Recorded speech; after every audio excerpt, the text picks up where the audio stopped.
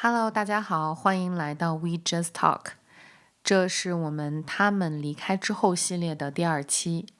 这次我特别请到了一位文化背景特别的朋友，她是在丹麦土生土长的土耳其移民家庭的姑娘，她的名字叫 Rukiye。Rukiye 的父亲在3年前去世，我们两个也是因为彼此父亲的去世聊了很多很多。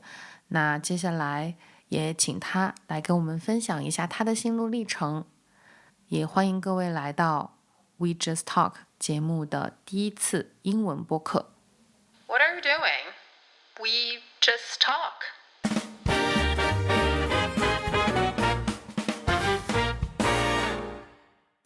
Okay, hi Rukiye. Hello. How are you? I'm good. Been looking forward to talking to you today. Yeah, super excited to share a lot of talks and also a lot of tears. Yes. But yeah, like we've been talking about this theme actually since long ago, right? Since last year, 2 years ago. And then I've been looking at your social media because you kind of sort of disappeared for a long while as well after your dad passed away. Do you think you want to share like when was that and then how did it happen? He was ill or like was it out of sudden and what happened? Yes.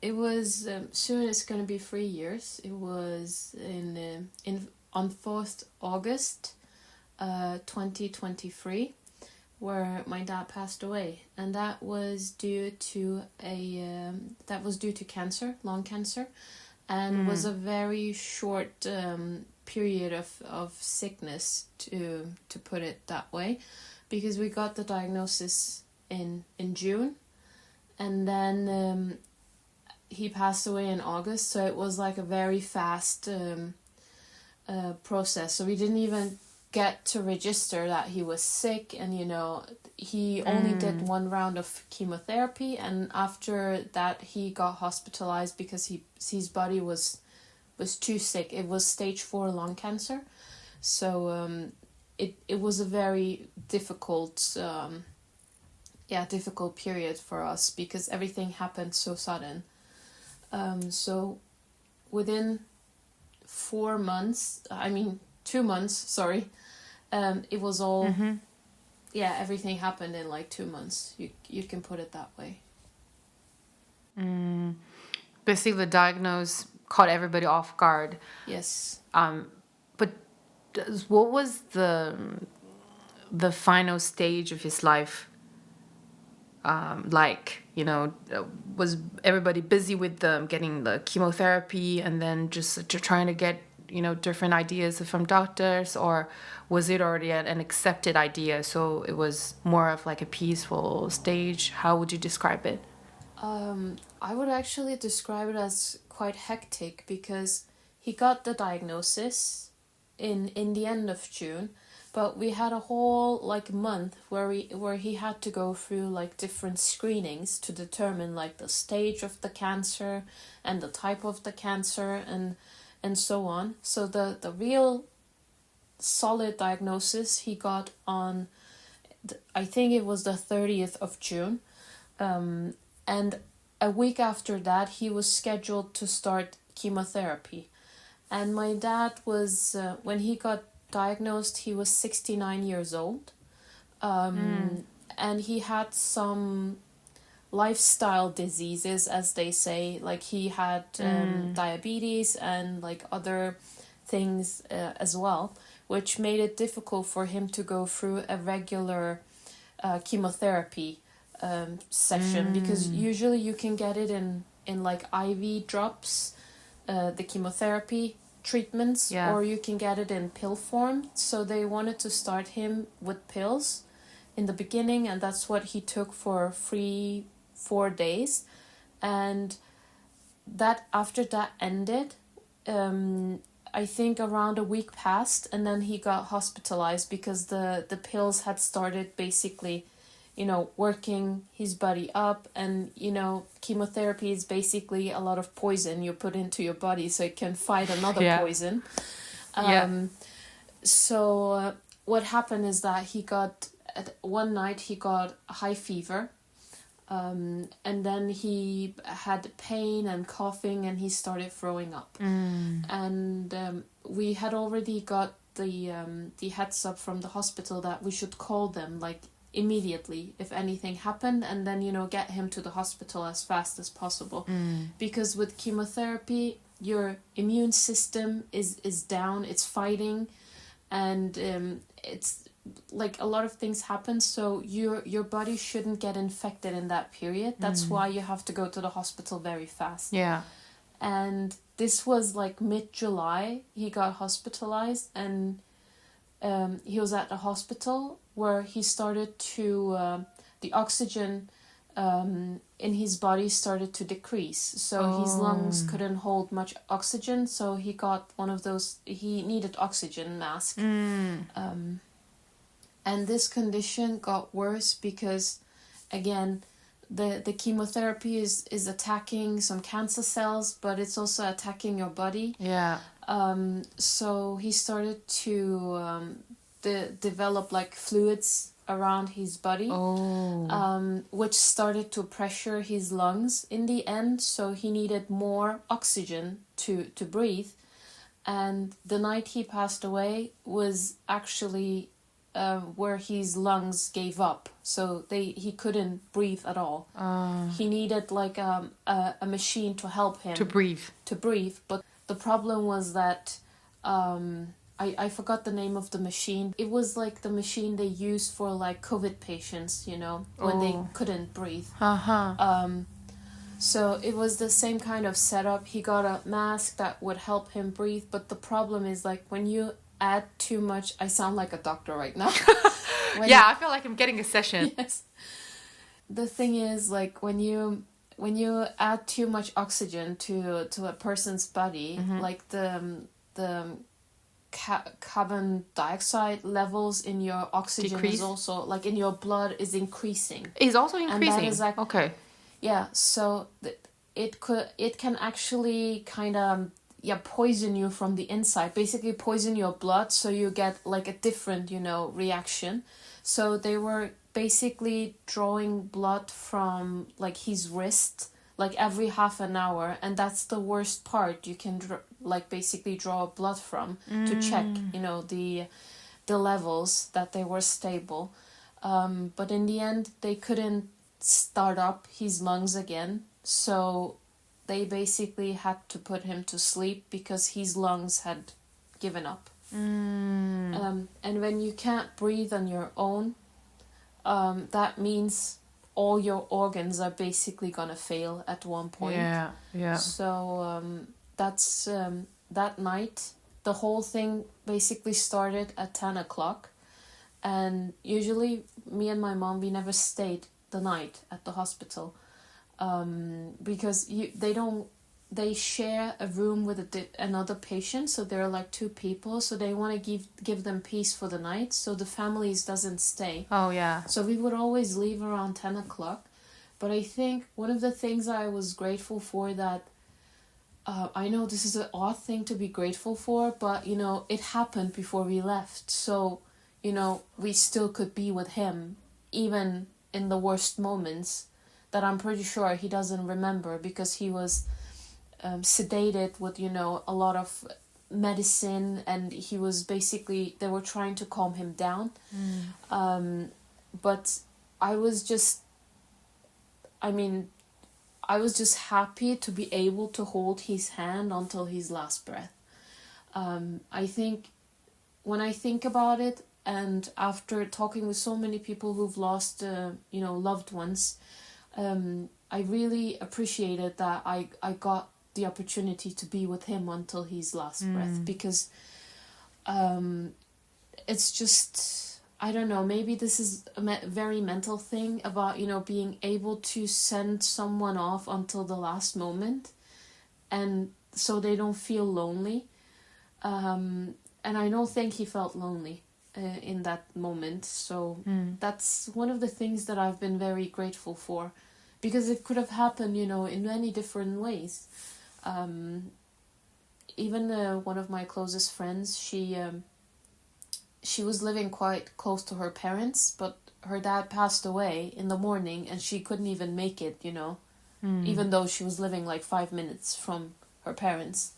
So I felt like it was kind of a gift, in a such a chaotic and sad moment to be able to be there. But yeah, the whole process was basically hectic. Yes, hectic. And when you get a diagnosis, and you know me, and people know me, my friends know me, and I'm not known to be the optimistic person. But in this whole process with my dad and his diagnosis, I was so optimistic. I was always trying to, keep my spirit up, and I was always telling myself, we will get good news at one point, But everything went downhill, like all the time. All the news we got was bad, and everything went so fast that I was like, in the end, when it happened, I couldn't understand what had happened because it had just happened like this, Then there is no moment when you basically lost all your optimism, or were you just optimistic the whole time till the last day? I mean, even that night at the hospital, I was hoping for, a miracle, for his lungs to, just start working again, for him to hold on to life. When I spoke with my mom about this afterwards, she told me, if we were in Turkey, we would probably not even be able to be in the room when the doctors treated him. Yeah. Because they're trying to usher people out and, they want to have space to. Yeah. But here they were like, you can be here, but if you want to go, there is also a waiting room for you on the other side. Yeah. But we were like, we wanted to stay there, we wanted him to know we were there. So it wasn't just a bunch of strangers, doctors that are trying to help him. I know, like, it's coming from a loving, human feelings. Like you wanna let the person you love know that you're there for them. But I'm sure he wasn't even registering it because it was so hectic. And he was not even really like conscious because of the medicine and everything. They're giving him morphine so he could actually not feel the pain. Okay. And they were giving him like other sedatives so he could relax and doesn't, he was basically not feeling anything. But his body was like really fighting. Oh, right. Yeah. His body was fighting, but he couldn't feel much himself.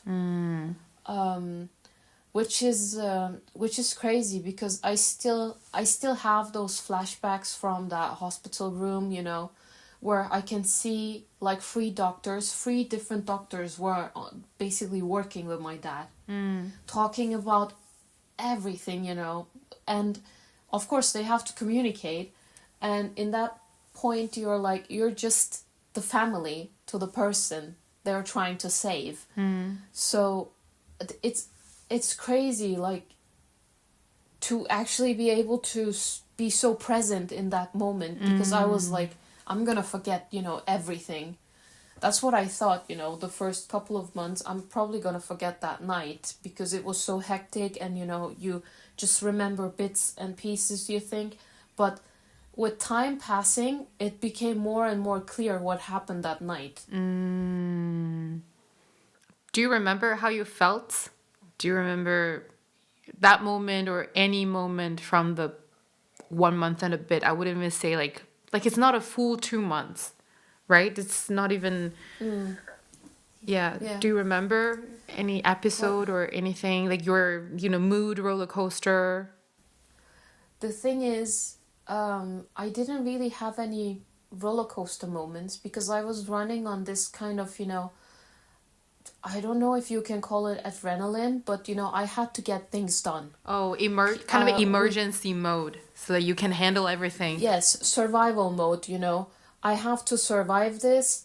This is an emergency. I have to survive this. I kind of use this metaphor. It's like an earthquake happened. the building collapsed. I'm under the building, but I'm trying to get out, you know? Yeah. And that was the thing. I was moving slowly, but I was getting out, you know? But again, it was always a survival mode I was on, because we had to transport my dad after he passed away to Turkey for his burial. And, you know, that was like calling people, getting things done. And in the same time, I was trying to hold on to my mom. Yeah. Because it's crazy. As a child, in that moment, you can think about, you know, yes, I lost my dad. I lost basically, you know, half of me. Yeah. I've lost the other part of my parents that is responsible for my existence. Yeah. But in that moment, I was always thinking, but my mom, she lost her, like, life partner. She lost the person that she was going to grow old with. Yeah. And I was trying to, you know, keep her together. Which is crazy, because you don't even think about yourself at that moment. You think about people around you and how to keep them together. And we were very different, me and my mom, in terms of our grief, because I was very expressive from the beginning. I tried to, you know, talk with people. I tried to get it out, because I know myself. If I have it up in my head and I just think about it all the time, I'm gonna go crazy. So I had to share this with people so I could, you know, basically process. Let it out. Yeah, but you know, every time you talk about it, every time you express yourself, every time you explain your grief, you also reflect on how you behaved and how you reacted, which was one of the things that helped me a lot to understand myself. That's what I'm telling people. The day my dad passed away, I actually grew up, because I learned to understand myself. But when you, I think that we've been taking very similar path. You know, I'm also very expressive towards certain people, because I don't know in your family what it is like, but in my family we don't really talk about it. It's kind of like a taboo thingy. Like you just don't talk about it. Everybody basically presents to be a very jolly, you know, people are trying to pretend that it didn't happen. And especially because my parents were divorced already before my dad passed away. So I couldn't really talk with my mom. That's, of course, like, she was in a shock. That was her ex-husband, and they had been together for more than 20 years. So I basically talked with my friends, and I was very expressive. I'm still very expressive. I don't hold it to myself. But every time when I talk about it, I sort of tend to talk about those regrets that I had towards my dad, or those things that I could have done but I didn't do. So it was kind of like regretting things. So I don't know, like, when you talk with your friends or family about your dad passing away, like, what were the things that you usually talk about? It's like, what do you think that are the most important things to be putting out there, to let it out? I think it has changed quite a lot, because in the beginning I could also recall a lot of regrets, because, you know, you will always regret that you'd never told someone you loved them before they passed away. Because you want people to know, you know, how much you love them, because they've been a part of your life and you love this person. That's why we cry. That's why we grieve. A person is leaving our life, you know, leaving this void inside us, because they meant something for us. And the regret was there because, you know, everything happened so fast. So I was like, could we have done a different, you know, treatment? Could we have maybe traveled to Turkey to get a second opinion from another doctor? Should we not have done the chemotherapy at all and just have given him a peaceful, you know, death so he could just sleep in? A lot of regrets, you know. But even if you choose the one road or another, you will have regrets in every single road, because we are human beings. We will always find a reason to regret our actions.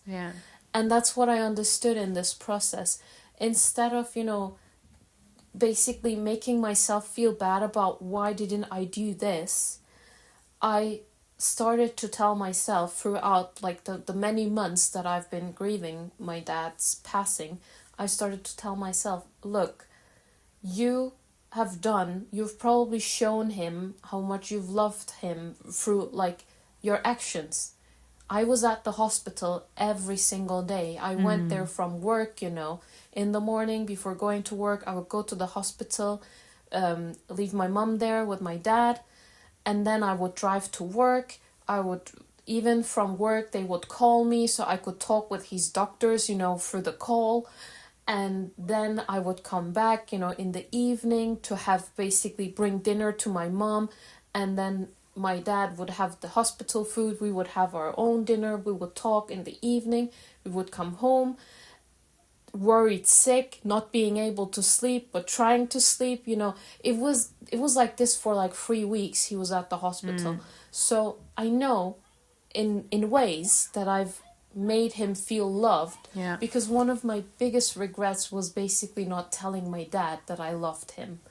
I don't know, but I think our cultures are quite similar, like Asian countries in a way. I consider Turkey as an Asian country as well.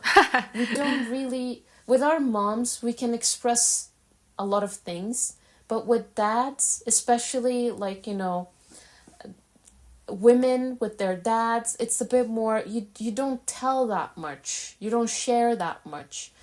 And even though I know I've probably said that I love my dad before, maybe like some years ago, it's not as often as the love that I expressed to my mom. So I think it's also one of the reasons that I regret it, that I didn't tell him that often that I loved him, that he actually had a space in my heart.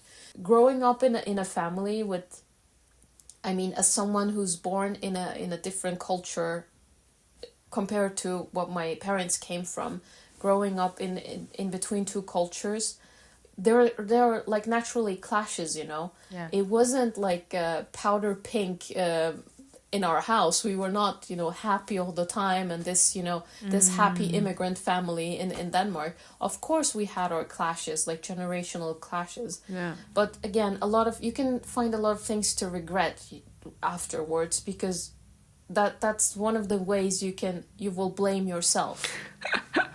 Like, you will tell yourself, this is your fault because, you regret this and this is your fault. That's why things happen this way. And I think that's where I grew up, and I figured out, look, even if I took a different path with my dad, even if we took a different treatment, if he was supposed to pass away, he would. We're not God. We cannot stop things from happening. Yeah. It can be at a hospital, or it can be at a traffic light, being run over by a car. You don't know, so it's not something that we can decide. But again, as human beings, we find things to regret in these kind of situations, and it's because we want to blame ourselves for things that we couldn't change. Exactly. But you are the only child in your family, right? Yes. So how would you describe your relationship with your dad? Are you intimate in a way that most, we're not the most expressive people, like Asian, I also consider at least part of Turkey is Asian, right? So it's like we're not that expressive of our love, and like even we're like, let's say we're very intimate. Of course, it's a nuclear family. That's the closest people that we have, like your parents. But is it in a way that you and your dad both knew that you were there for each other? Were you intimate? How would you describe your relationship with your dad? Our relationship has had a lot of ups and downs. I'm not a young lady, so I've my dad passed away when I was 35, so I had 35 years with my dad, and we had ups and downs, definitely, and that's because of a lot of factors. Again, as I mentioned, I was born in a different country from where my parents came from. Yeah. So naturally, I grew up in a society where they had different values, and a lot of things would clash, you know, with what I would learn at home. Yeah. And what I would learn at school. So I grew up questioning a lot of things. And now, in my adult life, I understand that the way my parents acted was not because they wanted to limit me, but they wanted to protect me. But as a child, as a teenager, you don't see that as protection. You see it as a way for your parents to control you. Oppression. Yes. To control you, to control your future. But you don't see it as, like, protection. And that's what I understood, you know, throughout the years, and also living abroad in Korea. I learned, like, how much distance actually could improve relationships as well, because they appreciated me as their daughter, and I appreciated them as my parents. Yes. So the years before my dad passed away, we actually had a quite close relationship. You know, my dad is the type of person who would not tell that he was proud of me to my face, but he would go around and tell everyone else that he was proud of me. But I wouldn't know it, because he would think, oh, if I tell it to her, then she would, you know, not do as good or try to do as good. Yeah. That kind of mentality. And then my mom would be like, you know, he's actually proud of you. And the way and, you know, also at the hospital when he was sick, he was very grateful that, and my dad is not a person who expresses, like, gratefulness that much. That was the first time he was, like, genuinely grateful for us being there for him. But I think it was also a very difficult time for him, because he's been in Denmark for over 40 years, you know, 50 years. And yeah, over 50 years actually. And it's like, he came to this country with my grandfather, but my grandfather passed away, so he was basically the only person from my extended family. Like, our extended family was in Turkey. So he's the only person from my family that stayed here, my dad. So we were not even a big family. We don't have any family around us in Denmark. So he was very independent, and he was very, you know, he was the breadwinner of the family, you know, like the powerful dad who was blue collar, had, like, very hard, like, mechanic jobs, and he would always try to, you know, give me a better future than, you know, what he had. So in that sense, seeing him in that hospital bed was also like a wake-up call to me. Even though how much powerful you are as a person, a sickness, a moment can reduce you to such a small person, because in not, you know, in a bad way, but sometimes you just, even if you think you can do everything on your own and you are that powerful, there are things that you cannot compete against, not win against. I think that was what was difficult for him, to accept that death was so close. But did he express any of those fear or...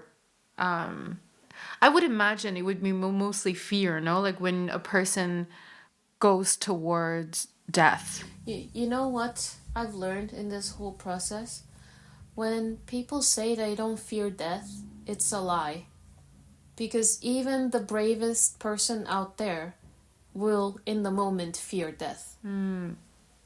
That's what I saw. In my dad's eyes, I saw the fear. Which is also one of the reasons, right now, I tell people I made peace with death. But it's not like, you know, I'm looking forward to die. It's just the fact that... I'm happy that you said that. It's just, you know, I made peace with death because I understood the circumstances around death, and I don't see it as a... How can I put it? It's very difficult to express it, but of course I don't... of course I want a long life. Everybody wants that. But I also made peace with the fact that it exists and it will happen to anyone at any point. So it's a part of our lives, and we cannot do anything about it, or we cannot stop it. So that's the way I made peace with it. But I'm not saying that I'm not afraid of dying. Of course, everyone is at one point in their life afraid of letting go.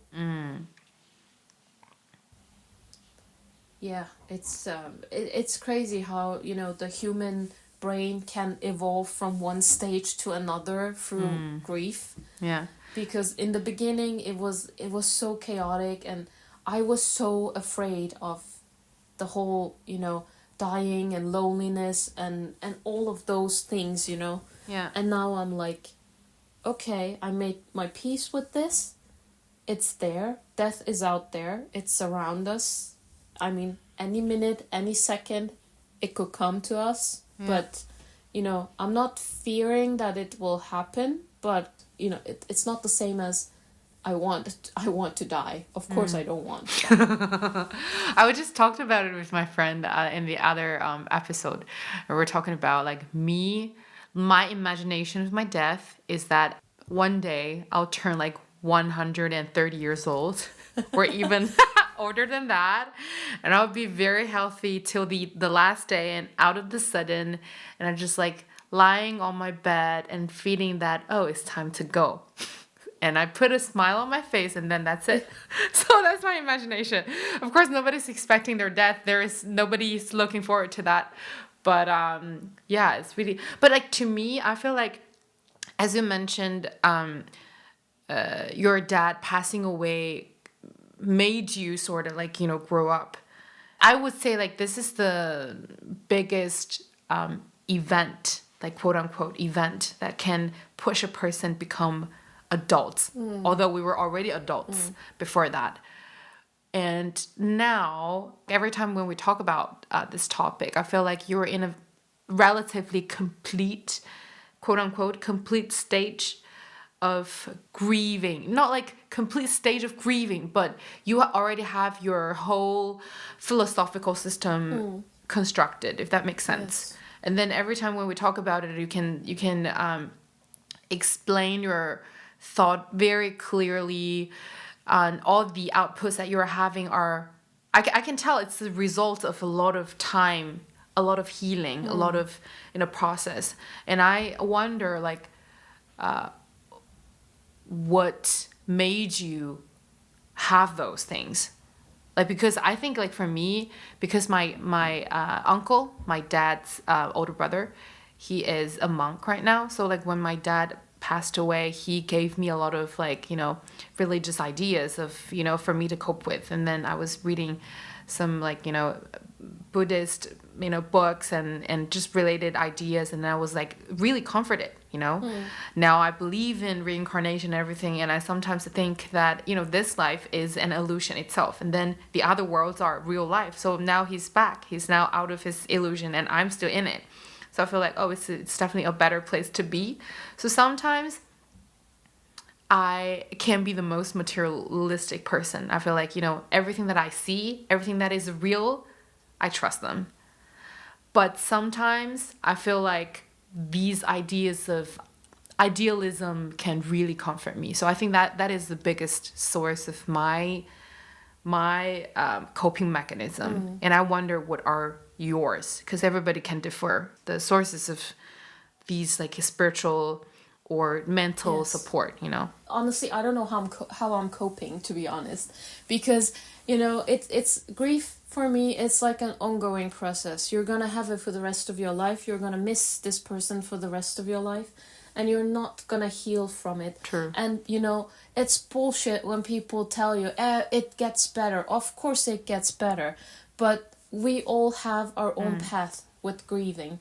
So don't tell a person who's lost someone they loved that it will get better, because you don't know their path. So just give them good advice about what you did, what was good for you, and then tell them you will have to find your own way.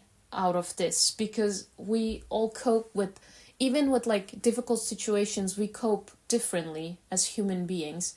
Like not one person reacts the same way to the same trauma as another person. So it's about finding your way out, and being expressive has really helped me in this, because I had a therapist I could talk with whenever I needed it, and I think it helped because she asked me some questions that I never thought of, you know, in the process of grieving. And I was like... Do you remember some of those questions? Actually, it's so long time ago, so it's... I really cannot remember. But if I remember them one day, I'll tell you. Please. All right, yeah. But I was like, yes, that is true. Because, you know, all the feelings I was going through during the time that my dad was sick, and also after my dad passed away, I remember telling my therapist, I think I can cope with every single feeling except the feeling of being helpless. Because you can cope with, you know, happiness, sadness, everything, you know, that is surrounding a certain situation. But the feeling of being helpless is the worst thing. Like, it's a thing you really cannot reflect yourself out from, because you can make a lot of reflections over being sad or being, I don't know, stressed, angry. You know, you can reflect your way out of, why do I feel this way? And you can also ask yourself when you feel helpless, why do I feel this way? But you cannot give yourselves answers to how to escape that feeling. And that was the thing that was very difficult for me when grieving my dad, was the feeling of being helpless. Because I felt like my hands were tied and I was forced to watch him die.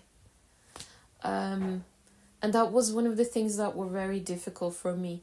And how I coped with this whole situation was like, I saw the night my dad died, I saw like how fragile life was. So I told myself, you're not going to spend a minute from now on being, you know, angry about stupid stuff. You're not going to spend your life inside an apartment running and being a couch potato. You have to go out, explore, you know, the of course you can be a couch potato sometimes, but it's not like, you know, don't be like the teenage emo girl and just lock yourself into your room and listen to very, you know, questionable dark music. Just I told myself there's a life out there, and I don't know how long time I have on earth, so why am I, with the knowledge of death, why am I letting myself just wait for things to happen? Let me make things happen myself. Yeah. So that was one of the ways, like, where I started, you know, to feel better. But I also had I acted very questionable in a lot of, you know, in a lot of ways during my grieving period as well. Because the void I felt inside after my dad passed away was like, I tried to fill it with other people, which was a huge mistake from my side, because, you know, you cannot close trauma with another trauma.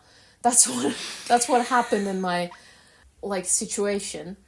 While I was trying to understand how I was acting in this grieving situation, I forgot that my actions were actually causing me more pain and trauma, and the way I was trying to fill a void was not exactly, you know, the most bright way to do things, if you ask me. It's also because, you know, we're human beings, and we also need to feel like we've lost something, you know, and then we want to somehow show ourselves that we can gain the same thing we have lost. And And in this situation, it was like, okay, I lost the love I got from my dad, but maybe I can gain it, by finding a partner. Yeah. But in that process, when I was trying to deal with those feelings surrounding, losing some love, attention from someone, to replacing that love and attention from a third party stranger, it was completely fucked up because, nobody owes you anything. And you thinking like you can replace the love you had with your dad with like somebody totally like random is like, it's completely fucked up. But at that moment it was my way of trying to cope with the situation, which I now understand after going through therapy and everything, that it wasn't the best way. It was not the best action to take in that situation. Now that I think back, I'm much more, healthy in my choices. And I think it was because I was feeling this, like the void and the loneliness. Mentally, it was not a good space I was in. Because I remember the morning my dad had passed away, I told my mom, you are not gonna leave me alone in this world. Imagine telling your mom that and putting that responsibility on her, knowing that life is fragile and she could, go away any moment. Putting that in the head of another person, it's like it's too much pressure you give to another person and telling them you're not gonna die on me, okay? It's crazy, but I wasn't thinking as a healthy human being because I was trying to cope with the pain. Of course. Yeah. And again, as you mentioned, in like talking about grief is like, I don't think it's a culture thing. I think it's generally people fear talking about, grief and the passing of loved ones because it's a very sensitive topic. So not everyone can handle these kind of discussions. People are afraid of offending people who are actually sad about, someone they've lost, that they loved a lot. So they go silent, or they prefer not to talk, or, try to talk about things that are on surface level and not go into the deeper feelings. And what I understood in this whole grieving process was that I wanted to understand and share my own grief. That's why I spoke to so many of my friends. And I also think, because a lot of things happened recently in my friend circle. One of my friends, she was pregnant with twins, and she lost one of the babies while the other one survived. And, she's going through a different grieving process. And with her being able to talk about death, and I also told her, I will never be able to understand what you're going through because I never had a child. I don't know what the feeling of carrying a life for months, for it to not be born in, alive. So I will never understand the feeling, the grief, that type of grief I will never understand. That's why when people go through the grieving phase, I always tell them, I don't understand what you're going through because I will never be able to understand your way of grieving, but I understand that there is a pain there, and I'm here if you want to talk and express it to me, because there might be things that we can help each other with. Yeah. But does that the episode that you mentioned, your friends losing one of the twins, does that event change you, that your perspective of grieving? Because last time when we were talking privately, I remember you were also talking about your colleague's wife or husband. Husband. And these kind of events also give you a lot of influence, right?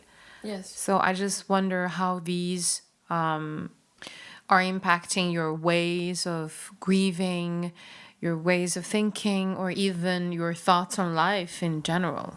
I mean, starting from the very beginning, when my dad passed away, I had another uncle who had passed away 3 months prior to colon cancer. Yeah. So that was on top of another family member that my dad passed away. So it was like 2 siblings that passed away relatively close to each other. And, you know, people close to me had people pass away. Like our family friend lost her daughter, which had a genetic disease. And, you know, that was also very, how can I say, traumatic, because, you know, the girl was, I think, 17 years old, but because of her, like, genetic condition, she couldn't grow up as a regular, like, 17-year-old. And in the end, her body functions just died out slowly. And that was also very tragic. And I think it was last year that my eldest uncle also passed away due to lung cancer. And having so many, like, cancer cases in the family, to be honest, it kind of fucked with my brain, because I was like, okay, What if? Crazy. Yes, this is because my grandfather also passed away due to lung cancer. So, you know, that's a lot of people that died because of cancer. Like, it was difficult. And, you know, every single death teaches you a new thing. I think my eldest uncles, when we learned that he passed away and we learned about his disease and everything, I was not feeling well. I think that was the point in my grieving process where I felt the worst.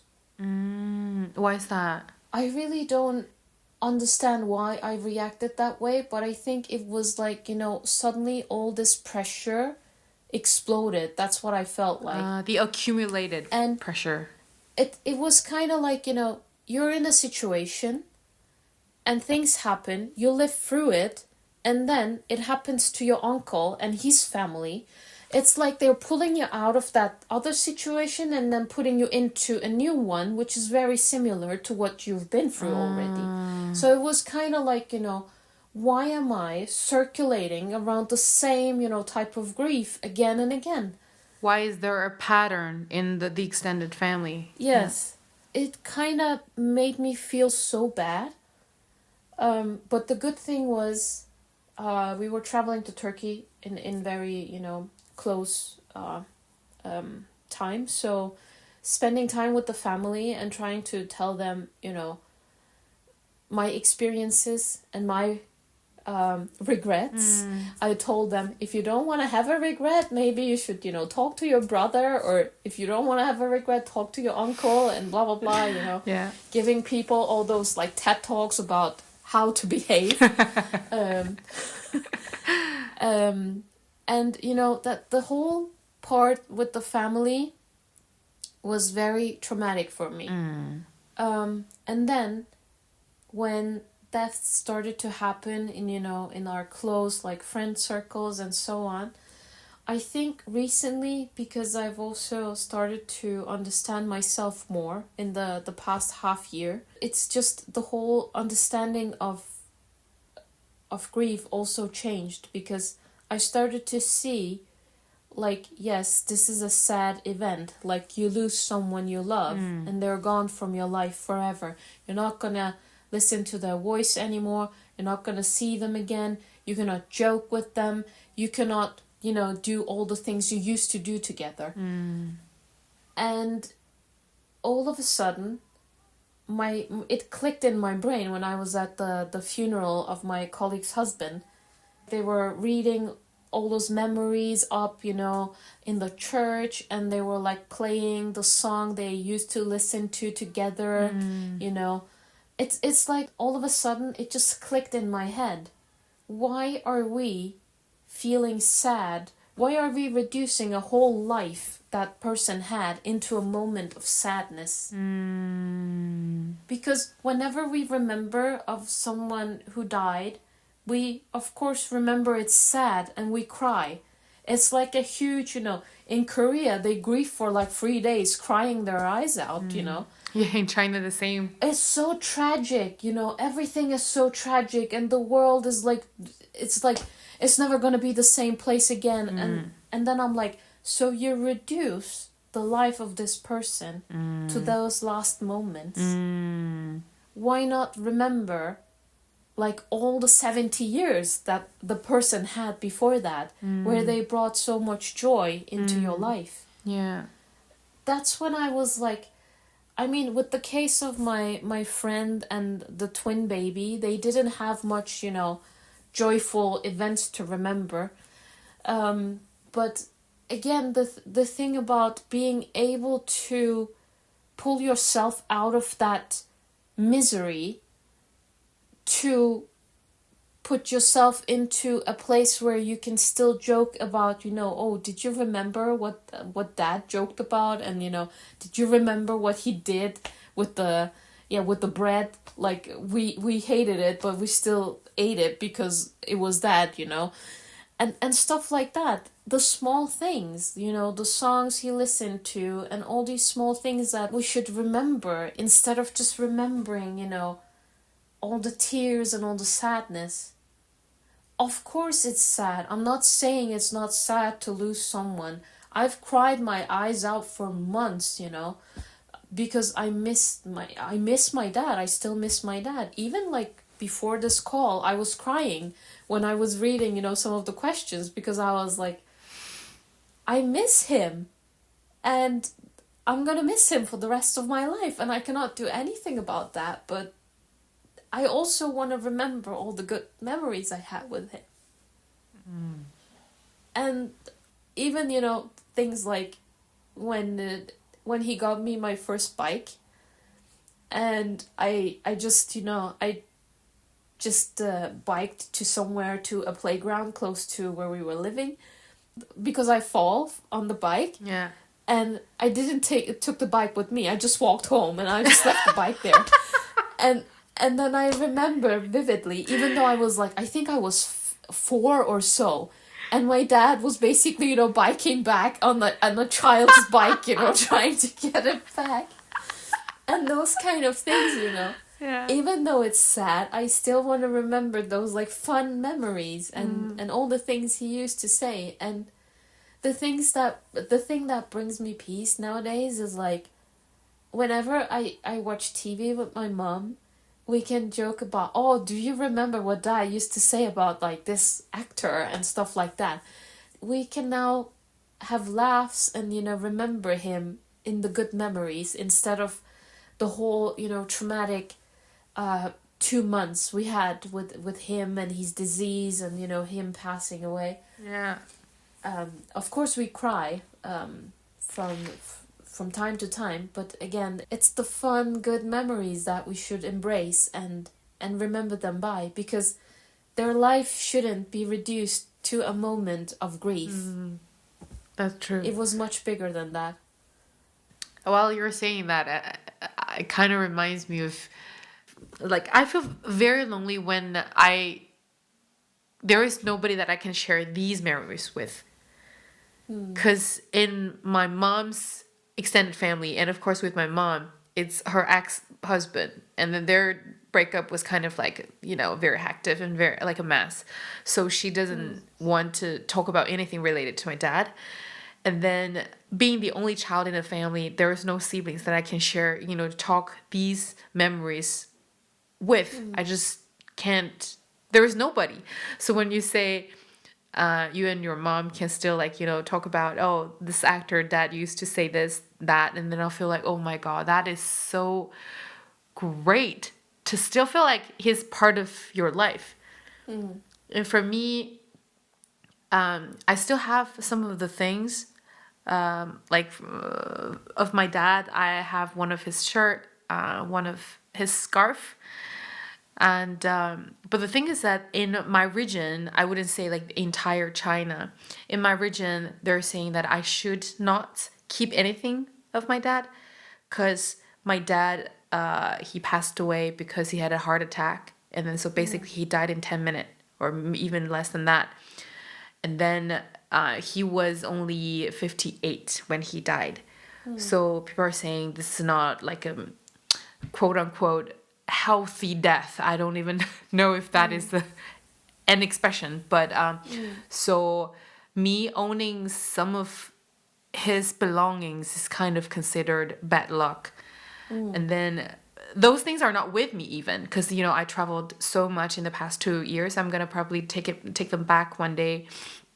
But it's just like, if there is nobody that I can talk about my dad with, at least let me have something to dwell on, some like physical stuff, material stuff to dwell on. And so when you say that, and I feel like, oh, like this conversation about a past family member can be so like gentle and warm. Like this is, as you said, like he had a life. He not only had like those 2 last months, he not only had this, event of death. So I think that's really, like I think I'm very jealous. I'm very jealous. What I think is like, I can understand where you're coming from, but there are also probably memories, as a family that you could still, share. I mean, even if people are not there, I mean, my colleagues have never met my dad, but sometimes I tell them something he did, and then we start laughing. It doesn't have to be a family member. It can be a random action your dad did, and then you think it's still funny, and then you just tell them. Because my dad was a mechanic, so I will always talk about him, with our car adventures and how he would fix something, out in a parking lot, and then what we did together and all that kind of stuff. And I will talk with my colleagues about random shit about my dad, and even though they don't know him, they haven't met him, we can still laugh together. And it's not, it's not about just the things you share with the family. You can share any moment, any fleeting moment that you think it's funny or, it's memorable, that you want to share with another person. And that's also a way of giving, keeping them alive when you share their memories with other people that didn't even know them. Now, when I go to work, I kept some of my dad's belongings as well. I even have, I still wear his, necklace where his name is written. I put it on the day he passed away, and I wear it still. And it's something, I feel so naked when it's not there around my neck. I'm like, okay, I'm missing something. Where is it? Where did I put it? And then I have to put it back on after showering. So I also have his shirts and stuff, and sometimes I wear them to work, And then my colleagues are like, oh, so you're with your dad today at work? And I'm like, yes, I am. He's with me today. And that's what I feel, every time I have something that he touched or he had, I kind of feel like he's with me. And we're doing this together. When I travel, this necklace is with me, so he's seeing everywhere with me. And I'm, I'm the last person on earth who's like spiritual. But I'm like, what the fuck? He's with me. I don't care. I mean, I was the same. Like before my dad passed away, and I was like, this is just a material world. This is physical. I'm just the biggest believer of materialism. And now I'm like, there's reincarnation. It's definitely in a better place whatsoever. So yeah, that has been helping. But do you think is that your way of grieving, as you said, like talking with people, being expressive, and keeping part of him with you, and also talk about him with your mom, with everybody. Do you think those methods, I would call, came from, is it your personal practice, or do you think it has some cultural background? Do you think that's the Turkish side of you? Is it a Danish side of you, or it's just a personal journey? I think it's a very personal journey, because I can see like it's a very personal way of dealing with, dealing with grief, because I can see, like, I see different examples from both cultures, where some people are more, silently grieving and prefers to be in their own, bubble and grieve and stay there. Yeah. Don't express anything, to anyone. I mean, even when I think about my colleague, after her husband passed away, I think 4 days later she came to work. Wow, that's fast. Yes, but when you look at the whole situation, she had been grieving, or basically waiting for his death for the past 6 years. So she had already, been through all the stages of grieving. And now that it had happened, she was just happy that he got some peace. Like it was the most natural thing. Yes. And she also shares some memories about her husband now and then. I don't think it's like culturally bound. It's like very personal, the way you want to express yourself in terms of grief. You said your dad's burial was in Turkey, so he's now with... I remember you told me like you have like a graveyard for your own family, like only for your family. Yes. Yeah, he's there? Yes. Because now he's not in the same country as you are, but he's with a larger family. So how does that make you feel? I'm happy because he's buried in a country that he loved. Because my dad, he used to say a lot of things about Denmark. He never really got to love Denmark, He's like, finally. I think it's the issue of the immigrants. Like, I mean, in case of my dad's generation, they always came with a plan of going back. He never got to that plan before he passed away. So, I know that it was what he wanted. But my dad was not religious. But we had to go through a whole religious ceremony, for his burial. So it felt odd because I'm not religious myself either. And my mom, she's like, you can say she's like semi-religious, but she's not, practicing actively. So it was kind of awkward, but we were kind of like, okay, this has to be done. This is a tradition in a way. But one funny thing is, like, after, like 7 days after the person passes away, you kind of have like a memorial gathering where they like cite some things from the Quran, and and then people like say a few things about the person who passed away and how they remember it. And if you've had like Muslim friends before, like alcohol is a no-no and all those kind of things. And one funny thing is, like, my dad, he was a big drinker, he had his whiskey collection. And in our apartment in Turkey, he had his whole, like, whiskey collection. So we put everything away. And then there was one bottle left in a corner that we didn't see, who also attended the memorial, And then I realized it afterwards. And then I told my Mom, this wouldn't have been my dad's memorial without that bottle, because that is so him. That's actually the highlight of the funeral. Yes. But yeah, oh my God. But like you say, this is traditional to have a religious funeral in Turkey. But it's because it's traditional, not because the extended family is still like religious, or how does it work? I mean, both ways, but again, you don't really have any other options. You have to go through. You don't have a secular option of doing a funeral. Exactly. So it just happens this way. And I think if we did it in another way, people would kind of be like, what the fuck? You know? Yeah. But how was the funeral though? Like how, if you can recall one or two things about the funeral?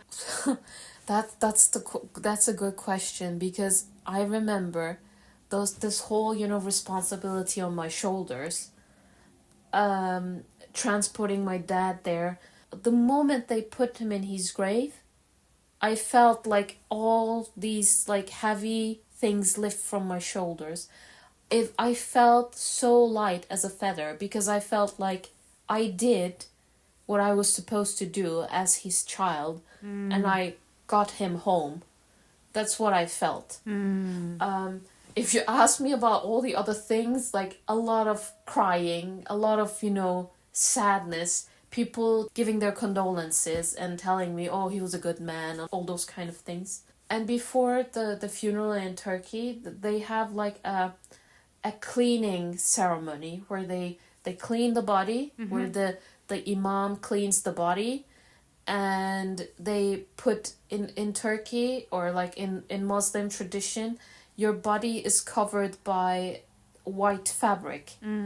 So after they covered my dad's body in the white fabric, and before they closed off his face, we could see him one last time.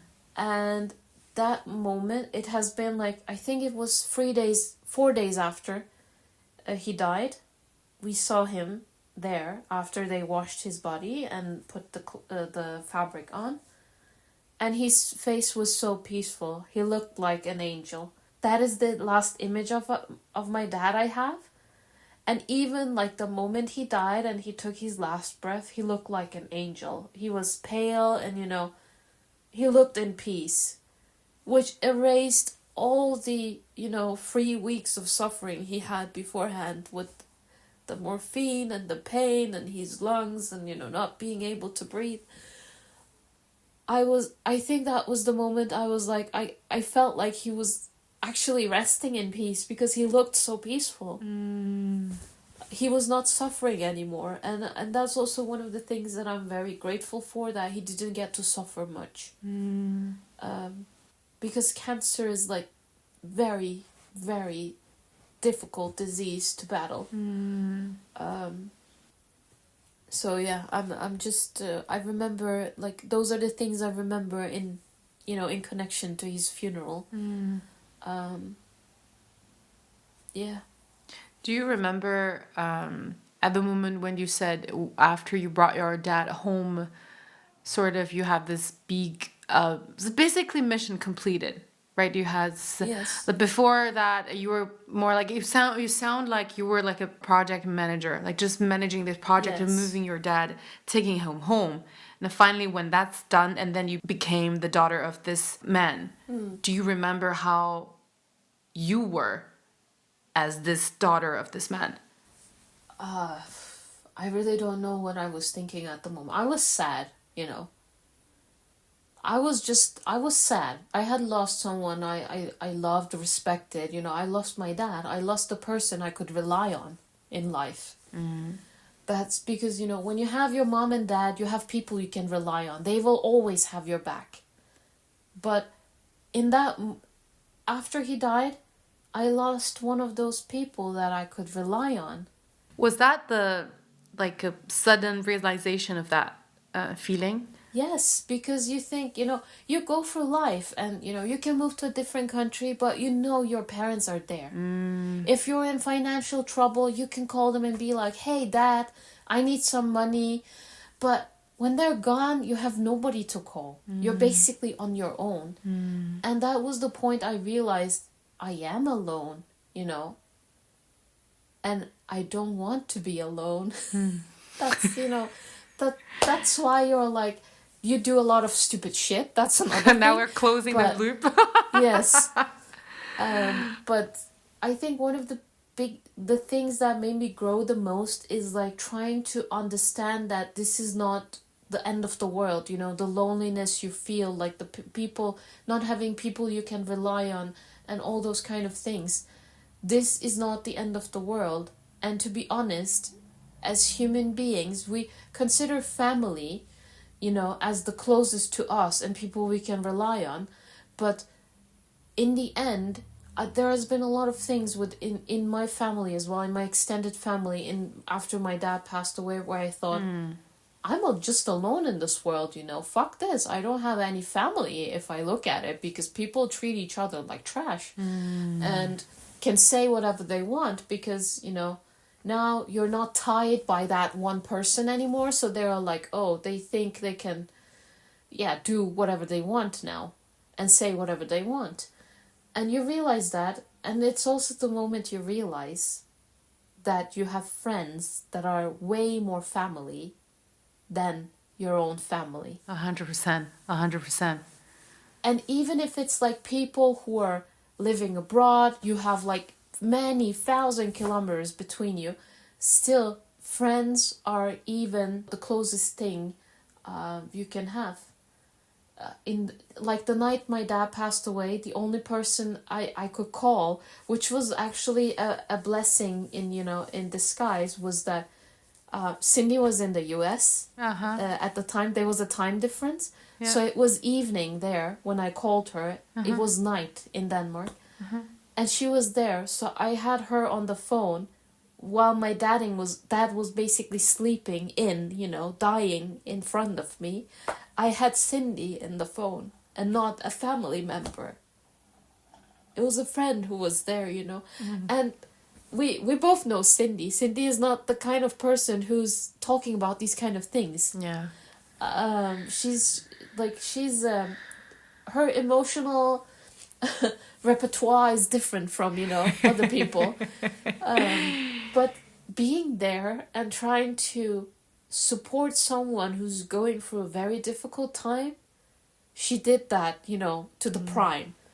So for that, I will always respect and love her on a different level, because nobody can take a call and be so calm and be like, I'm here. And we need those kind of people in our lives. It's easy to find friends, but it's difficult to keep them. Yeah. And when you find your people, when you find the people that matter to you, you keep them and you give them space. And when they need you, you're there. This is what friendship is. And that is even closer than family sometimes. Yeah.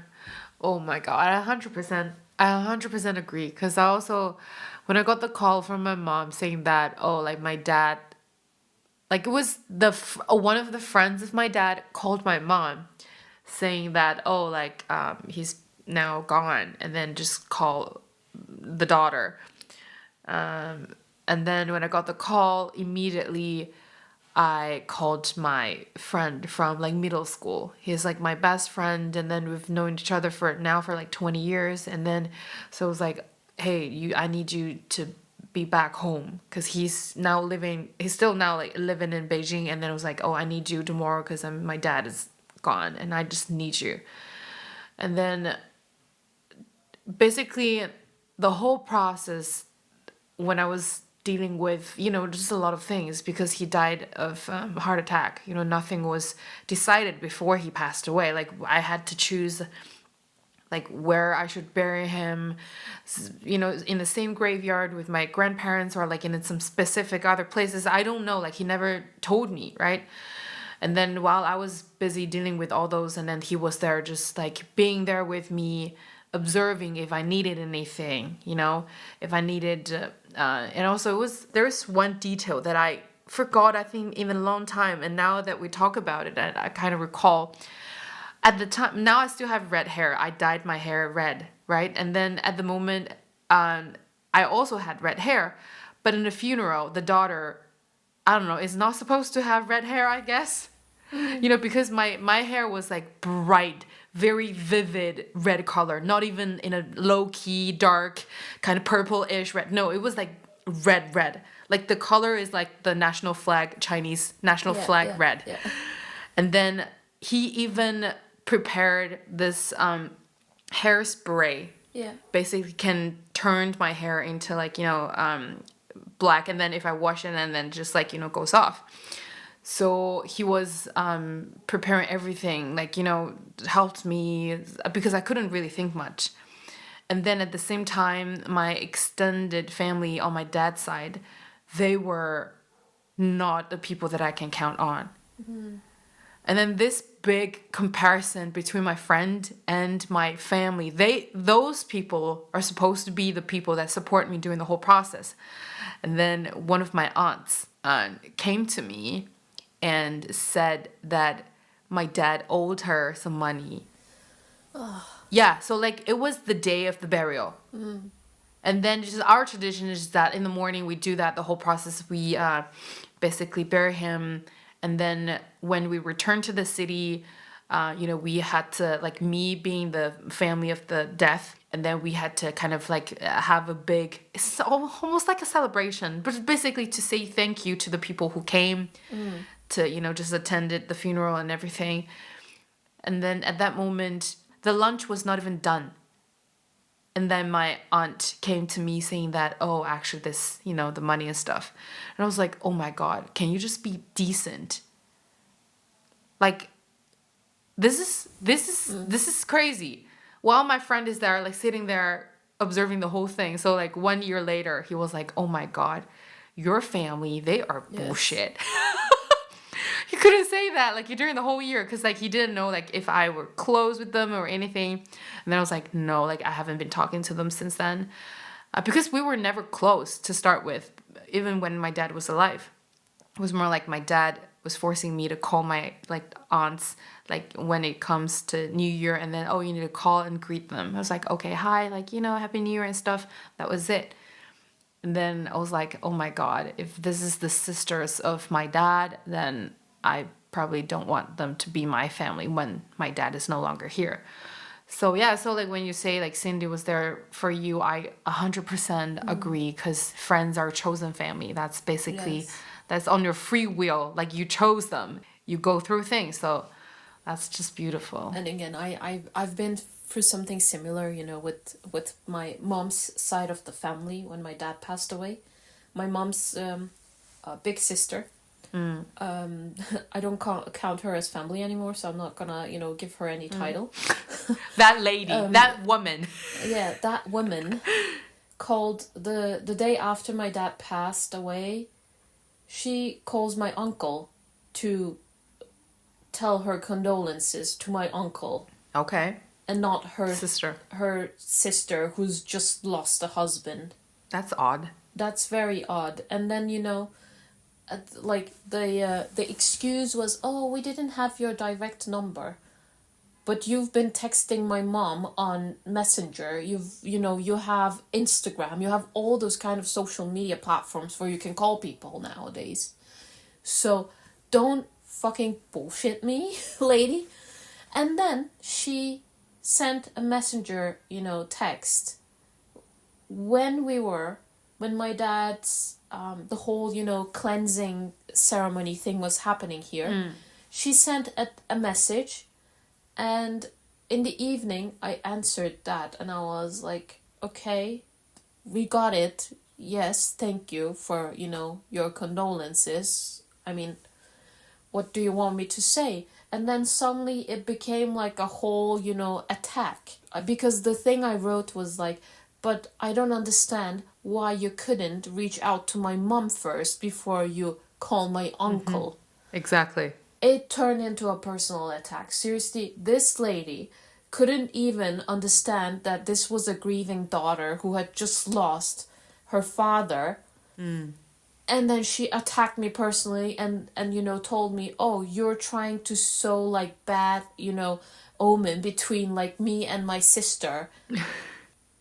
And I'm like, lady, we're family. Why would I want my mom to lose any connection to her sister? You're the one who's being odd. Yeah. It's crazy, sometimes how family can be. The only family that I appreciated during this whole process was my youngest uncle's family. It's also like my cousins from that family.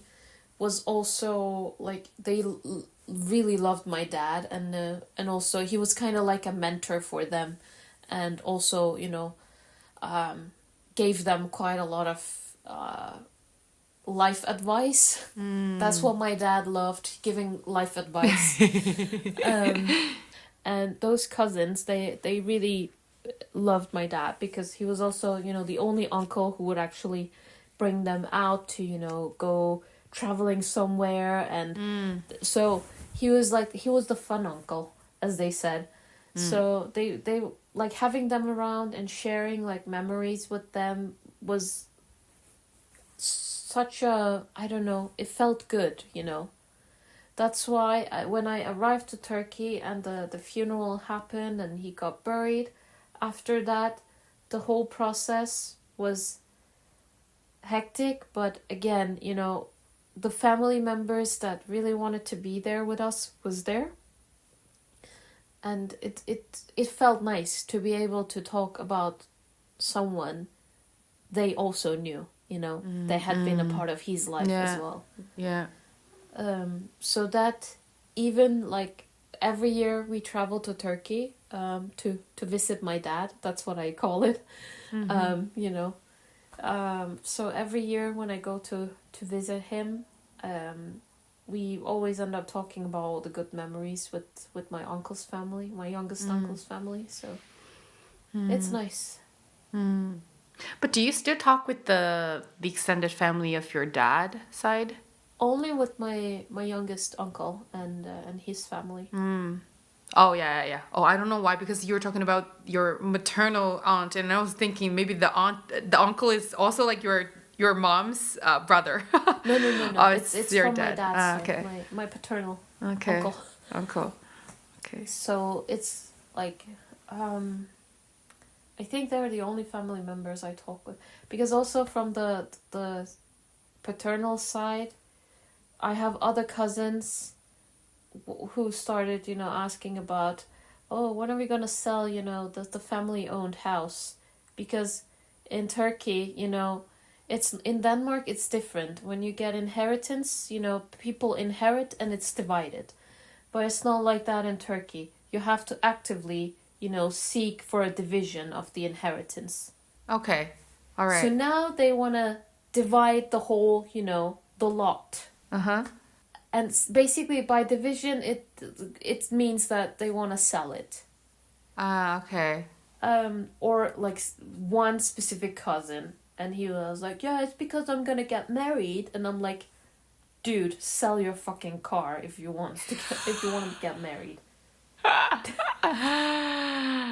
Again, that's where you can see like how materialistic people are, like how much money means to some people, because and when he came with this offer of selling the house, it was like 6 months after my dad has passed away. 6 months, not 6 minutes, 6 months. But in this context, there's no big difference. Still very soon, Yes. it's only 6 months. And it's Now like, he's like, is it he or she? it's a he. Yeah. But he's Okay. the son of the uncle that died 3 months prior to my dad.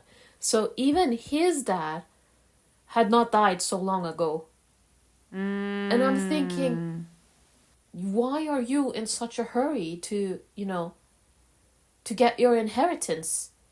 The way he's talking to us, and I told my youngest uncle, please don't bring him to me next time, because I really don't want to talk with this dude. He's talking so, how can I say, like, he's so inappropriate in many ways. It's not decent. Yes. And the way he says things, and I'm like, I don't want to talk with this guy. When my dad passed away, it was also the moment when I realized, oh my God, there are really different human beings in life. And then even in my extended family, there are these kind of people exist. I didn't even know. This is your real character. Now your brother is no longer here. You can't just show the real you. Because when my dad was alive, he was basically helping a lot. like a lot of family members in the extended family, and now he's gone. So, quote unquote, I'm useless to them. Yes. Because I don't even live in the city, there is nothing that I can really like help them with. So now they're like, oh, just get the money. Well, yeah. So yeah, I think I also got the realization of, humanity, ugliness. Yes. I mean, I totally agree because, when you're in distance to people, you cannot actively be useful to them. And if they cannot get any benefits out of you, then you're just, you don't have any value in their eyes. This basically relationship with your paternal side of the family changed a lot, as we just discussed, right? Like their attitudes, and then when you realize they're, this type of person, I don't want to get related to you any longer. What else do you think has changed after your dad passed away? It's like just in a very macro context. I changed. What changed? It's a good question because I asked this myself a lot. And the thing that changed is that I became more independent. I thought I was independent before. But now I'm like, I can go to war, now. And I'm like, I can do it, girl. I can do it. I can do anything. That's how I feel like. Because if I can come out of such a deep trauma, for everyone's grief is, deep trauma for them. Everyone thinks like their grief is harder than any others. And of course it's yours. So that's why you feel that way. But after getting through this and getting out of the other side, as I call it, and still being like a whole human being who functions and can still, go on with my daily life without crying every hour.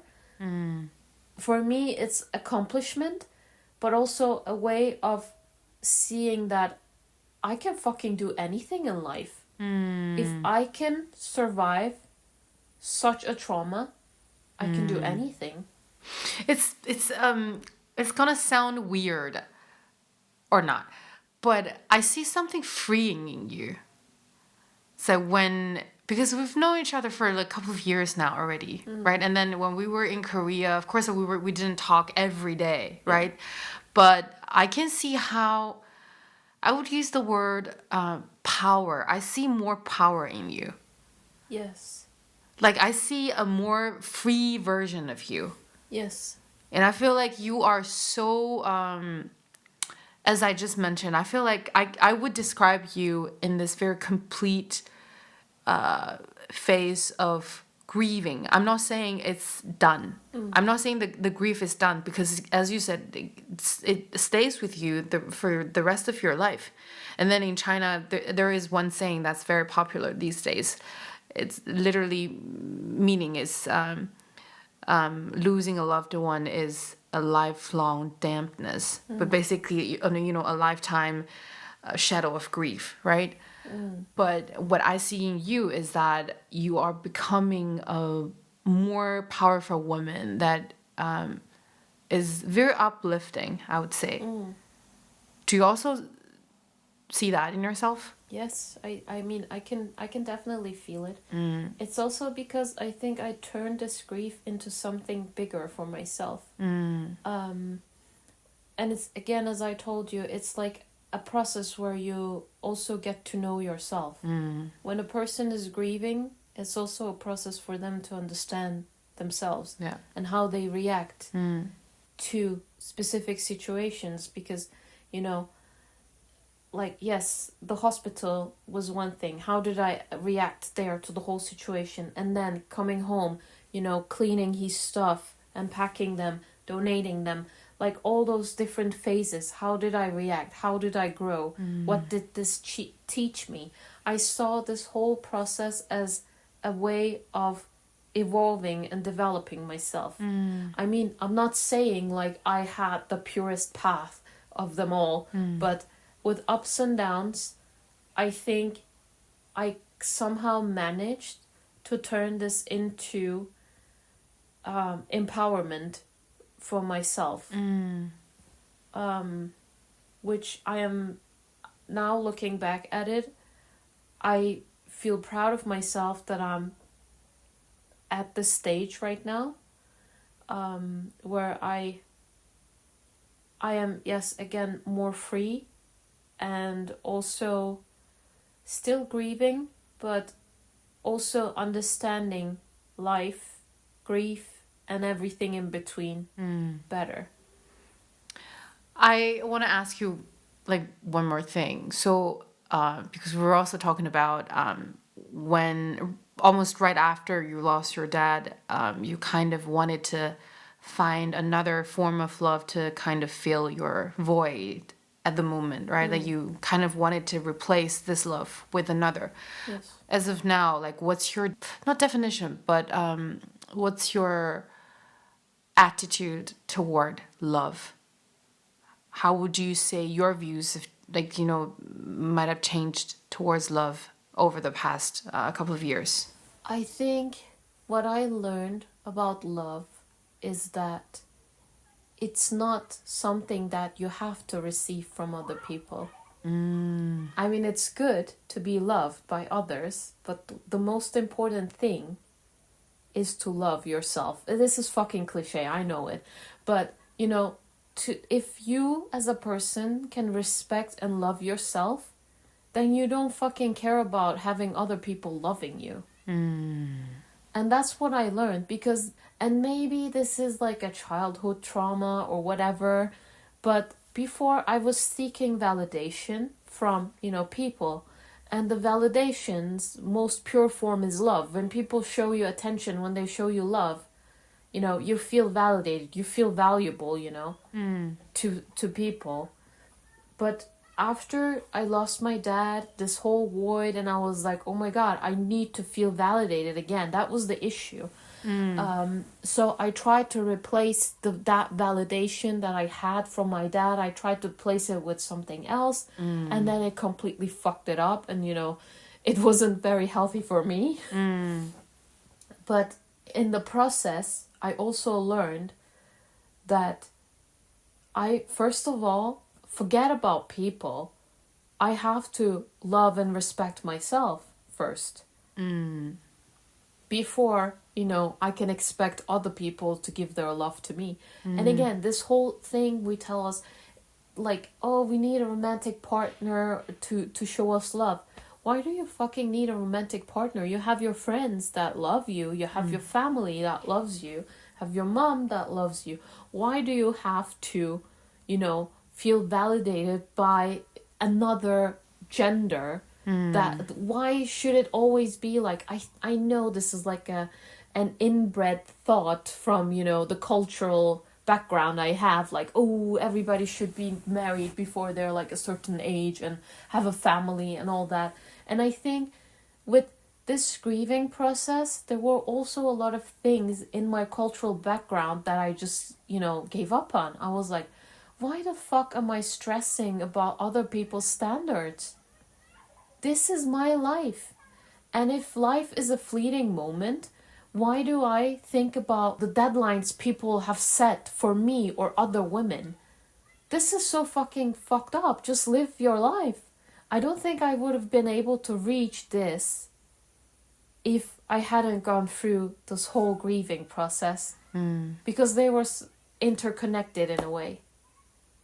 Even like 6 months before, I was like, oh my God, my biological clock, and I'm never gonna be a mom. And I'm like, and then I sat down and I was like, do you really want to be in a relationship where you're not happy? Just because you want to have kids? And even if having kids, do you know if that will bring you happiness? Because I told you before, earlier we talked about my friend who gave birth to twins, but one died in the birth.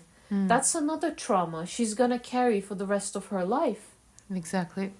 And maybe this is my way of, you know, convincing my brain that everything is okay. But it's just, you know, there's so many different ways that life can go. So by not having something in my life, or some people in my life, maybe I am saved that trauma or sadness. That's how I try to look at it. Well, as you say, it might be you trying to convince yourself of the life that you're having right now is good. But from my perspective, it is literally what it is. As you said, there's always trauma. Everything can get you traumatized. And because people are vulnerable, we're so fragile. That's basically why we are here, getting traumatized. Literally. And then if you're traumatized one way and then you were thinking, oh, what if plan A, like which is an ideal and more ideal plan happens, if that takes place, maybe my life is going to be better. No, you're going to be traumatized in another way. I'm not saying being traumatized is a bad thing. It's just a neutral thing. It's something that's going to happen. So just be in the life and be satisfied and be happy with what you have right now, because it's one way or another. Yes. Nobody can escape from it. Yes. And Scary. I think it's like, yeah. And I mean, I agree to that. And there are like, we should, as human beings, be able to understand how fragile life is. That's like, if I hadn't come to that realization with my dad, after my dad passed away, I was like, oh my God, everyone can die any minute. So why do we follow deadlines that people put for us, societies put for us? Why do we follow this and that? Of course, it was a process for me. It wasn't from day one that I was like, oh my God, this is like, this is a total new knowledge. It wasn't like that. It was something that I also had to accept throughout the process of grieving, that life is fragile, and I should be grateful for what I have right now. I should be grateful for the life I have. 100%. And if any additions happen in the future, then I should embrace it. And that's how I see it now. But when you are in when you've been through such a chaotic trauma, and then 2 months your dad is gone, and then you're in a grieving process where you haven't lost any family member before that was so close to you, and then all of a sudden your life is like, wow, okay, there are a lot of things that I didn't know about life that I have to learn now through my grief. And I think the worst decision I made in my life was basically deciding to date like right after losing my dad. Because let's be honest, like the dating market nowadays is not a good place to be in. It's already very superficial, very, on the exterior part. Fast food, like almost like manufactured relationship pattern and stuff. Yes. Sorry, I'm not gonna offend you, but kind of like made in China, Well, I would argue it's the past idea of made in China. Now I'm just gonna yes. But now China has expensive stuff. It's just I can't pay for it. I can only pay for the cheap part, the cheap made in China stuff. But I know what you're talking about. Yeah. But the millennials, made in China. Yeah. Our people, our generation will understand. Not the Gen Z made in China. Yes, exactly. Yeah. So it's kind of like that, relationships. It's like, it's so fragile. And now there's like all those kind of different categories. Like, are you being benched, or are you being in a situationship, or what the fuck is going on? Everyone is swiping right and left, and it's like a fucking meat market, And that's where I'm like, okay, maybe it's not a good thing to add onto a trauma of losing a loved one. But again, I was in an alert mode, and I was trying to survive. I was in that survival mode, and I thought, okay, this can distract me. But at that point, I didn't know that distraction would also cause me more trauma. So that's why I had to go through more therapy. But like, to be honest, This is, as you said, you were in this alert mode. That was a different mechanism. You were trying to hold on to any possible thing that can potentially bring you better, I don't know, peace of mind. Yes. Because you didn't know what was good for you. So you need to make different attempts to see if it works. So you talk with people, you talk with therapists, you do different things, and then dating right after is one of the attempts that you tried, and then it didn't work out. And it had consequences, and that's it. So I think that's just something that you've tried, it didn't work, now you know, then it's in the past. In the future, you also gain much healthier mindset, even with I would say with the help of this horrible dating experiences. But I wouldn't say 100% of them is horrible. But yeah, so it's all also part of you. It's just different events, different episodes that we learn what we are as a person, like who we are deeply, like in the heart, what we need. And now you know. Without those, you wouldn't be able to realize what you've already known right now. Right? So I think it's a process. Yeah.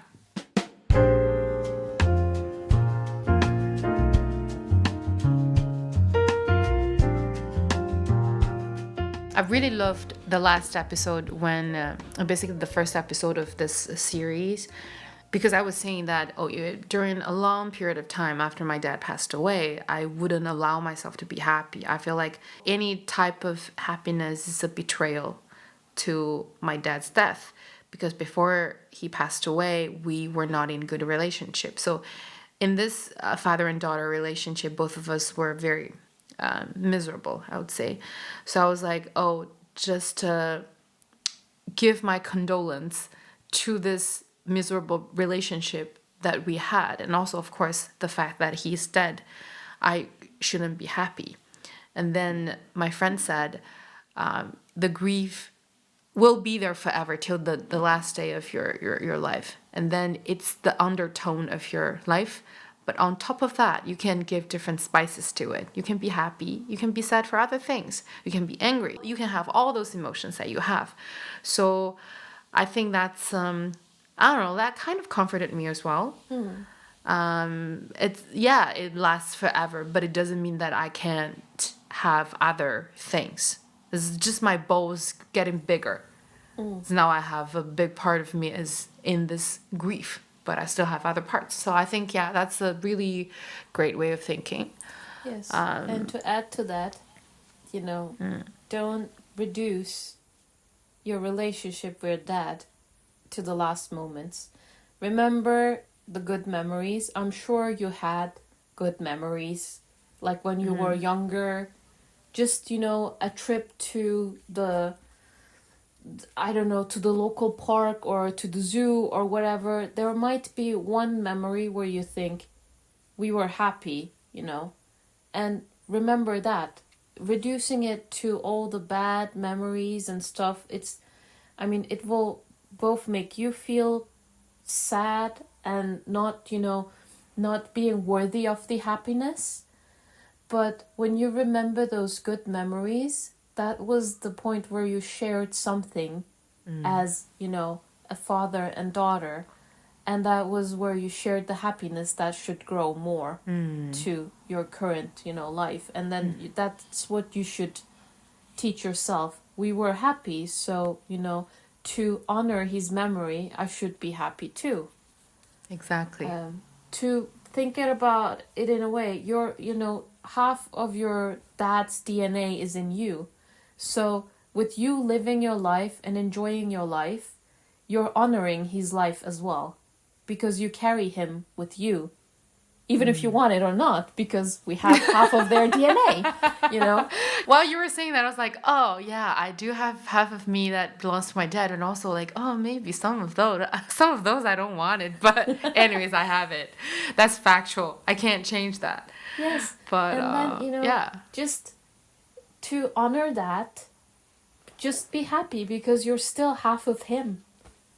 And that's a good way of, in my opinion, it's a good way of erasing all the bad stuff that happened between, because come on, we didn't have like the best, father and daughter relationship either. We also had very big fights when I was younger, and there were so many things with my dad that I wish I could change, but I try to look at it from a perspective where I'm like, I'm valuing the human he was, like the person he was. He had a good heart. He helped people. He was, his own person. Even though, I try to, in this process, I also try to separate my parents' relationship from my relationship with my dad. That's so true. Because if you try to look at your father from your parents' relationship perspective, you might have more anger than, if you look at it from the, you should always focus on yourself in this kind of thing, in this kind of setting, because otherwise you will start reflecting a lot of people's anger on your relationship with your father as well. What you just said deserves a standing ovation. Oh my God, I think the biggest misery that I've had in terms of the relationship that I had with my dad was that I always saw my dad through the lens of my mom. And I hated him for that. I still hate him for that. But now I learned to gain back the perspective that I'm supposed to have. The biggest role that I should have is the daughter of my dad. And then when I only think about that, he's actually not a bad parent. I'll give him 6 out of 10. Yeah. It's not an F, but it's not high, but it's good. It's good. I'm satisfied with it. I'm okay with the 6 point father. It's not bad at all. But at the very beginning of our talk, I was saying that I regret a lot of things. And the biggest regret that I had was that I hated my dad for the role that he did in the relationship with my mom. And then I made sure that he knew. I made sure that he knew that I hated him. So that's the biggest regret.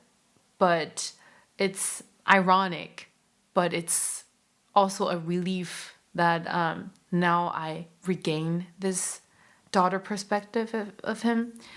In the last few episodes, I also talk about it once that I remember, every time when I was in uni in Beijing, and also when I was studying in Korea, every vacation, summer vacation or a winter vacation for Chinese New Year, I came back to my hometown, and my dad would take my mom actively to go to another city where I land and to pick me up, and then drove back to my city, which is like a 6-hour round trip, which is it's actually not, I wouldn't say it's a short trip, right?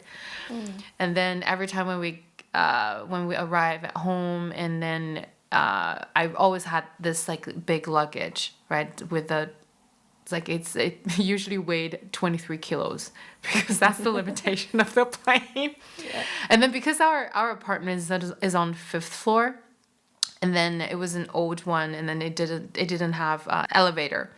So at the very beginning, I didn't even think about it, and it was just oh, finally I'm here, and now I don't have to take the luggage because I took it all the way from my departure to here. Now it's my dad's row.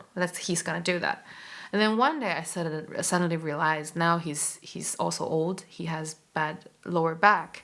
He also has pains everywhere. So I was like, oh, Dad, let's do it together. Or I can do it, you don't have to take it yourself. And then he said, as long as I'm here, you don't have to lift anything heavy. So it's just those moments that kind of sustain the good memory of my dad. Yes. And I feel oh, he's actually not a bad dad. A lot of those episodes, when I think about it, he was great. He was nice. And then we're very much alike compared with me and my mom. My dad and I were more alike, in terms of temper, in terms of just personality. And he's also a people person. He likes to, I still, sometimes when I talk in English, I still can't use the past tense, But he very much liked to make people laugh, and then he would mimic those clown characters from the movie, from the cartoons, and then trying to make us laugh. Yeah, so now when I think about him, I always try to regain this perspective. When I was little, he was in the army most of this time, but when we gathered, he always tried to, just take me to playground, and then just took me to school, and then pick me up from school. So what you said, just this perspective from a pure father and daughter relationship is so important, and I only realized it super recently. It's so important. It's so important for me to live the rest of my life, And I didn't realize it earlier. But luckily now I do know. So still not too late, I would say.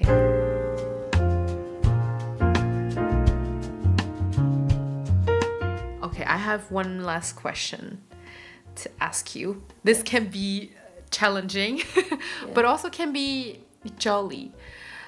My question is, if your father could listen to this episode, I don't know, what would you want him to know? Oh, yeah, that's... I wish he could listen to it, because then I know he would be proud of me, but not tell me. I would tell him that I love him. Like, even those, we always used to fight over small things, and I miss fighting with him. I love him, and I miss him. Like, I wish every morning when I woke up that he was still sitting in the same spot on the sofa. I wish. But I also know that spot will always be empty from now on. Mm-hmm. But yeah, I miss you, Dad. And I hope you're having a lot of fun where you are right now. And having a lot of good drinks.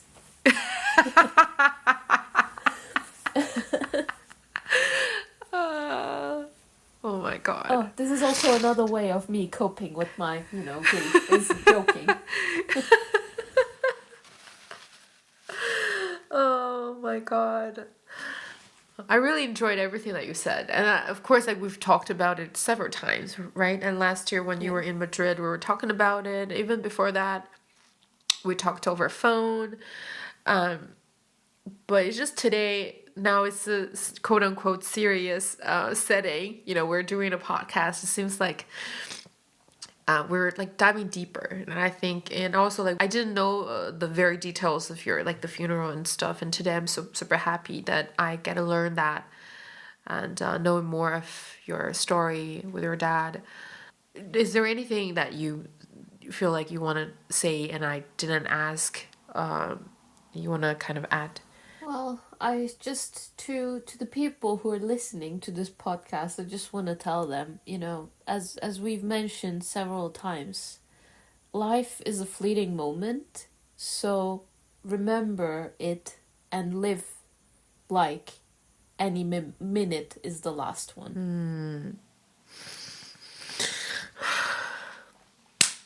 Now, this episode is in another layer of value. Now I feel like we're now in a more I don't know, life coaching stuff. But the thing is that what you said, I forgot what we were talking about, but you said, it can be such a cliche.